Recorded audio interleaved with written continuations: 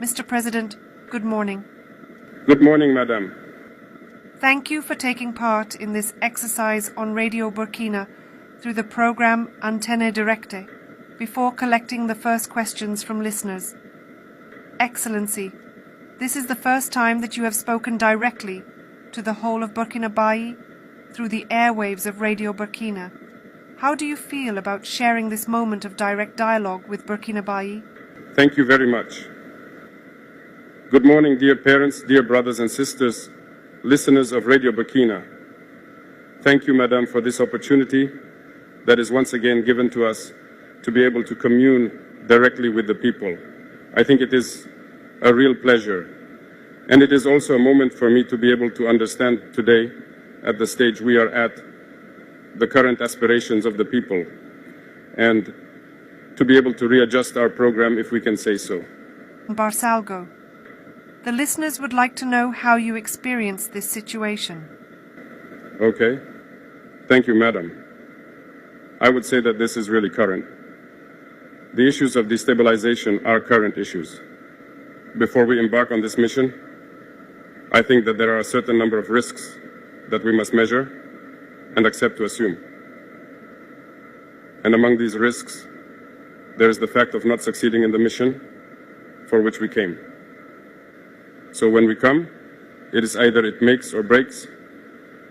Thank God we were able to succeed in the mission, to be able to imprint our vision of things on our country. After that, the other risk is to agree to abandon everything. We cannot, as a young person, be there at the top of the state and perhaps want to find myself under manguettes, eating rusumbala like the others. That is to say, agree to forget one's youth, agree to forget life, and devote oneself entirely to the homeland. One of the risks is this situation that we are experiencing, destabilization, because if you want to right the ship of such a country, you are bound to crack down. By cracking down, to right it, you create internal and external enemies. We must therefore expect this situation of destabilization, assassination, and everything, because we have affected the interests of many people. There is social inequality, there is corruption, there is poor management of public affairs. If we try to want to right all that, we are bound to affect the individual interests of certain people. These people very often are rich, have money, and use this to manipulate people who are often poorer than them, to turn them against us. That is internal. These same people do not hesitate to join forces with the imperialist forces that spend their time encouraging us to become poorer. Our thinking is these external forces. There are many countries today that we have under our backs, and we have no choice, we have to do it.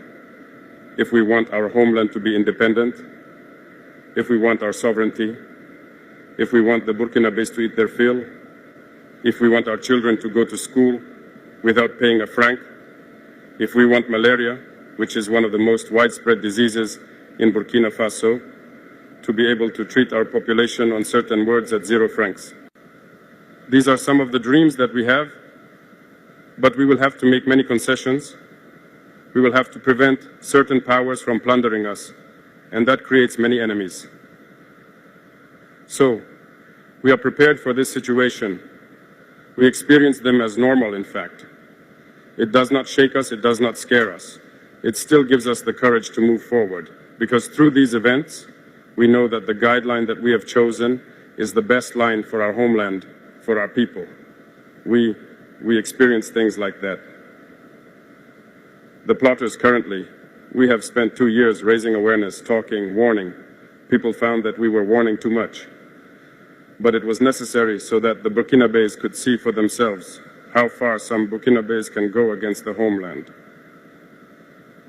If we had started to crack down in a certain way from the beginning, it is not obvious that you yourself will understand us.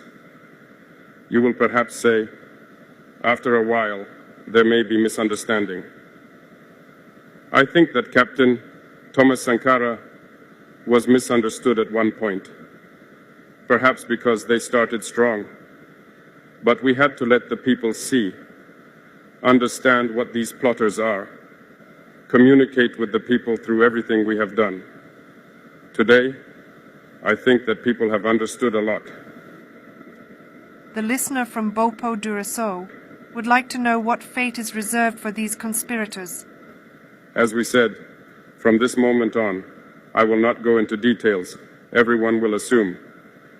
If someone takes steps like that, they assume all the consequences. We will not advise anyone or warn anyone again. So, we will come back to the case of Barsalgo. There is a listener who would like to know what really happened in Barsalgo. I'm not going to go into details, but Barsalgo, I think I was personally targeted because Barsalgo and I, there is a history. Barsalgo and the situation in the country, there is a history.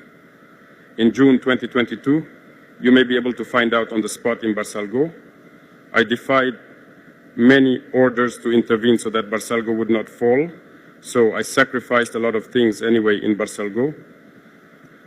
This is the place for me to thank many people who supported us in our maneuver so that Barsalgo would be. I think they targeted Barsalgo because it would affect me. That's it. That was the goal. I'm not going to go into certain details, but maybe one day we will have the opportunity to talk about it. Okay? Your reaction to the political orientation speech of the late Captain Thomas Sankara. It is a concern of the Ilbudo fields of Uwagako. That's true. We also chose the date of October 2nd for the launch of the Patriotic Days of Patriotic Commitment. It is precisely to collaborate with the DOP because this speech was a reference. I think that some countries far from our sub-region have used this reference to develop. They make us understand it because they have cooked a lot of things from this speech. This news, we are inspired by it, and we adapt to the context too, because that is what was. Perhaps there are certain things in 83 that can no longer be done today, but we adapt it as we go along. And as we said, Thomas Sankara was too far ahead of his time, and I think that all of this means that he was not understood. He was not understood because he saw things that others did not have the possibility of seeing. His vision was much further ahead. But today, we realize that we should have. We should have. Every time these are the questions we ask ourselves. Shouldn't we have? Shouldn't people have? But hey, it's already over, but I think it's a current discourse. It's the same vision for total sovereignty of our country. And I think we have to be part of this momentum. Thank you. Madame, Sir, you are following Antenne Directe Special with President Dufasu live from the Kulba Palace on Adieu Burkina. You can interact with President Dufasu by calling 25 30 49 93 and 25 33 33 37. Mr. President, we will now focus on a crucial subject, security and defense. And for this we find Hervé Cabor again to answer the questions and concerns of the listeners. Hervé Caboret is not available. Mr. President? Yes. So, before Hervé Caboret finds us, I would like to know what the morale of the troops is with these inclinations of destabilization. I would say that the morale of the troops is high, because committing to defend the homeland, you know, when you are a soldier, there is another natural state of mind that is there within the army. Getting up, taking your backpack, your weapon, and going to the front, it is not given to everyone. But generally in the mind of the soldier, when he leaves, it is with pride that he leaves. He knows what can happen, but it is with pride that he leaves. And today, with what we have put in place, it is that we try to make an effort through the support of the people. Many soldiers are really proud to be soldiers. That is so that it gives body and soul